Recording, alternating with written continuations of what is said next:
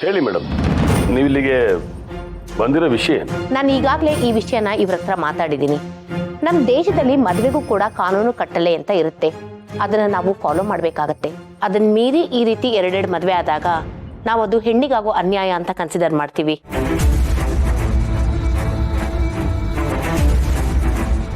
Super ಮಾವ, ಯಾರೋ ಖಡಕ್ ಆಗಿರೋರನ್ನ ಕರ್ಕೊಂಡ್ ಬಂದಿದ್ದೀರಾ? ನಿನ್ ಮೇಲಿಂದ ನೋಡ್ತಾ ಇರಪ್ಪ, ಈ ಮನೆಯವರೆಲ್ಲ ಹೆದ್ರಿ ಹೋದ್ರಿ ನಡಗ ಹೋಗ್ತಾರೆ. ಈ ವಿಷಯ ಎಲ್ಲಿಂದ ಎಲ್ಲಿಗೋ ಹೋಗುತ್ತೆ. ನೋಡಿಮ್ಮ, ನಾನು ಆಗ್ಲಿಂದಾನು ಹೇಳ್ತಾನೆ ಇದ್ದೀನಿ, ನಮ್ಮನೆ ಹೆಣ್ಮಕ್ಳಿಗೆ ಅನ್ಯಾಯ ಆಗೋದಕ್ಕೆ ನಾನ್ ಬಿಡಲ್ಲ. ಅಷ್ಟಕ್ಕೂ ನಮ್ಮನೆ ಸೊಸೆಯಾಗಿ ಬಂದಿರೋರು ನಮ್ಮನೆ ಹೆಣ್ಮಕ್ಳೇ. ಅವ್ರನ್ನ ಮಕ್ಕಳಿಗಿಂತ ಹೆಚ್ಚಾಗಿ ಪ್ರೀತಿಸ್ತಾ ಇದ್ದೀವಿ. ಇವಳು ಹೇಳ್ತಾ ಇರೋದು ನಿಜ. ಇದು ಅವರೆಲ್ಲ ಇಷ್ಟಪಟ್ಟ ಆಗಿರೋ ಮದುವೆ, ನಮ್ಮ ಆಶೀರ್ವಾದದಿಂದ ಆಗಿರೋ ಮದುವೆ. ಅವ್ರಿಗೆ ನಾವು ಯಾವ ತೊಂದರೆನೂ ಕೊಡ್ತಾ ಇಲ್ಲ. ಎಲ್ಲರ ಮನೆಗಳಲ್ಲೂ ನಾವು ಇದೇ ಮಾತನ್ನ ಕೇಳಿರ್ತೀವಿ. ಆದ್ರೆ ಕಾನೂನಿನ ಪ್ರಕಾರ ಮೊದಲನೇ ಹೆಂಡತಿ ಬದುಕಿರುವಾಗ ಎರಡನೇ ಮದುವೆ ಆಗೋದು ತಪ್ಪು. ಅಪ್ಪ, ಅವರು ಕಾನೂನಿನ ಪ್ರಕಾರ ಮಾತಾಡ್ತಿದ್ದಾರೆ. ನಾನು ಇದನ್ನ ನಿಮಗೆ ಮೊದಲೇ ಹೇಳೋಣ ಅನ್ಕೊಂಡೆ, ಆದರೆ ನಿಮ್ಗೆಲ್ರಿಗೂ ಬೇಸರ ಆಗತ್ತೆ ಅಂತ ಹೇಳಿರ್ಲಿಲ್ಲ. ಈಗೇನಾದ್ರೂ ಮದುವೆ ರದ್ದಾಯ್ತು ಅಂದ್ರೆ ಹೆಣ್ಮಕ್ಳ ಜೀವನಕ್ಕೆ ತೊಂದರೆ ಆಗುತ್ತೆ. ನೋಡಿ, ನಿಮ್ಮ ಮೊಮ್ಮಗಂಗೆ 2 ಮದುವೆ ಆಗಿದೆ. ಅದರಲ್ಲಿ 1 ಮದುವೆ ರದ್ದಾಗತ್ತೆ. ಅಥವಾ 2 ಮದುವೆನೂ ಅನ್ಯಾಯದಿಂದಲೇ ಆಗಿದೆ ಅನ್ನೋದಾದ್ರೆ 2 ಮದುವೆನೂ ರದ್ದಾಗತ್ತೆ.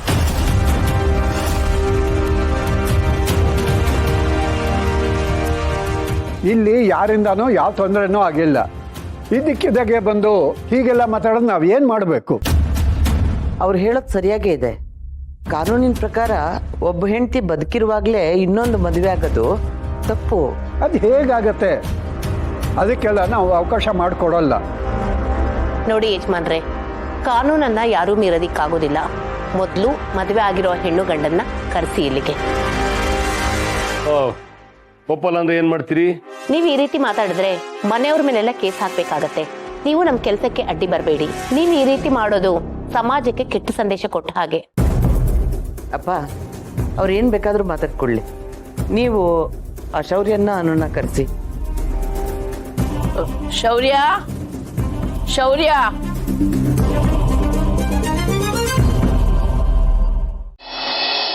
ಅದಕ್ಕೆ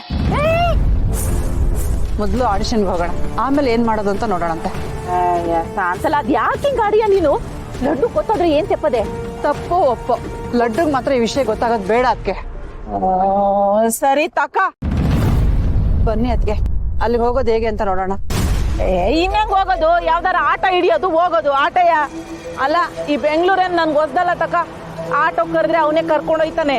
ನಡಿ ಹೋಗವ, ಯಾವ್ದಾರ ಆಟೋ ಬರ್ತದ ನೋಡ್ತೀನಿ. ಏ ಅಣ್ಣ ಅಣ್ಣ ಅಣ್ಣ ಅಣ್ಣ ಅಣ್ಣ, ಈ ಹಾಡೆಲ್ಲ ಆಡ್ತಾರಲ್ಲ ಕಾಂಪಿಟೇಷನ್, ಜಿ ಕನ್ನಡದು ಸರಿಗಮಪ, ಅಲ್ಲಿಗೆ ಹೋಗ್ಬೇಕು ಆ ಸ್ಟುಡಿಯೋಗೆ. ಗೊತ್ತು ಬನ್ನಿ. ನಡಿ ನಡಿ ನಡಿ ಆಯ್ತು.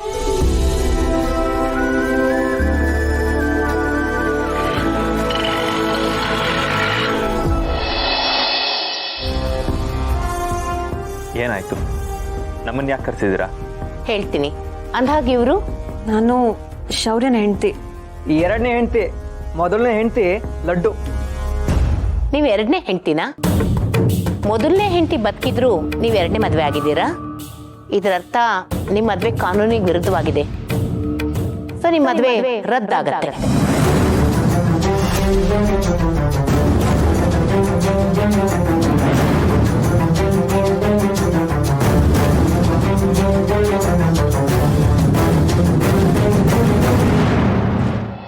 ಏನು ಏನಂದ್ರಿ ನೀವು? ನನ್ನ ಮಗಳ ಮದುವೆ ರದ್ದಾಗತ್ತಾ? ಹಾಗಾಗೋದಕ್ಕೆ ನಾನು ಬಿಡ್ತೀನಿ ಅನ್ಕೊಂಡ್ರ? ಮನೆಯವರೆಲ್ಲರ ಮುಂದೆ ಅಗ್ನಿ ಸಾಕ್ಷಿಯಾಗಿ ಮುಹೂರ್ತ ನೋಡಿ ತಾಳಿ ಕಟ್ಟಿದ್ದಾರೆ. ಆ ಮದುವೆನ ಮುರಿಯೋದಕ್ಕೆ, ರದ್ದಾಗೋದಕ್ಕೆ ನಾನು ಬಿಡೋದಿಲ್ಲ.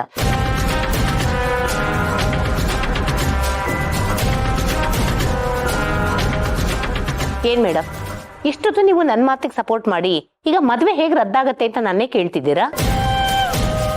ಕಾನೂನು ಬಗ್ಗೆ ನಿಮಗೂ ನಾನು ಪಾಠ ಹೇಳ್ಬೇಕಾ? ನೋಡಿ ಮೇಡಮ್, ಅಷ್ಟಕ್ಕೂ ನಿಮಗೆ ಕಂಪ್ಲೇಂಟ್ ಕೊಟ್ಟಿದ್ದಾದ್ರು ಯಾರು? ಅನು ಏನಾದರೂ ಅವಳಿಗೆ ತೊಂದರೆ ಆಗ್ತಿದೆ ಅಂತ ಕಂಪ್ಲೇಂಟ್ ಕೊಟ್ಟಿದ್ಲಾ, ಅಥವಾ ನನ್ನ ಮೊದಲನೇ ಹೆಂಡತಿ ಏನಾದ್ರು ತೊಂದರೆ ಆಗ್ತಿದೆ ಅಂತ ಕಂಪ್ಲೇಂಟ್ ಕೊಟ್ಟಿದ್ಲಾ? ನೋಡಿ, ಇದು ನಮ್ಮ ಮನೆ ಸಮಸ್ಯೆ, ನಾವೇ ಬಗೆಹರಿಸ್ಕೋತೀವಿ.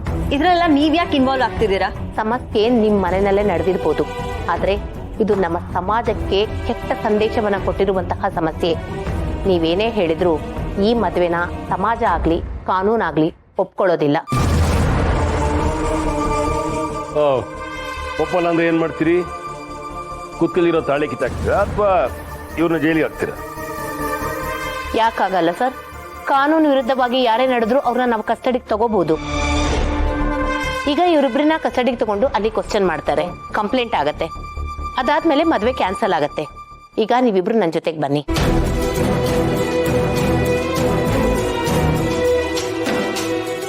ಏನು ಕಸ್ಟಡಿಗ? ಅದು ಹಾಗೆ ನನ್ನ ಮೊಮ್ಮಕ್ಕಳನ್ನ ಕಸ್ಟಡಿಗೆ ಕರ್ಕೊಂಡು ಹೋಗ್ತೀರಿ? ನಾನು ಅದಕ್ಕೆಲ್ಲ ಅವಕಾಶ ಮಾಡಿಕೊಡಲ್ಲ. ಅಷ್ಟಕ್ಕೂ ಲಡ್ಡು ಮೊದಲೇ ಹೆಂಡತಿ, ಅವಳಿಗೆ ಏನಾದ್ರು ತೊಂದರೆ ಆಗಿದೆ ತಾನೇ ಅವರಿಬ್ರು ನೀವು ಕರ್ಕೊಂಡು ಹೋಗೋದು? ಶೌರ್ಯ, ಲಡ್ಡು ಎಲ್ಲಿದ್ದಾಳೆ? ತಾತ, ಲಡ್ಡು ಆಚೆ ಗಜೆ ಮರದಕ್ಕೆ ಹೋಗಿದ್ದಾಳೆ. ನೋಡಿ ಮೇಡಮ್, ನಿಮ್ಮ ಹತ್ರ ಸ್ವಲ್ಪ ಪರ್ಸ್ನಲ್ ಆಗಿ ಮಾತಾಡಬೇಕು. ಈ ಕಡೆ ಬರ್ತೀರಾ? ಅದೇನು ಹೇಳಿ? ಪರ್ಸ್ನಲ್ ಅಂತ ಹೇಳಿದ್ನಲ್ಲ, ಪ್ಲೀಸ್.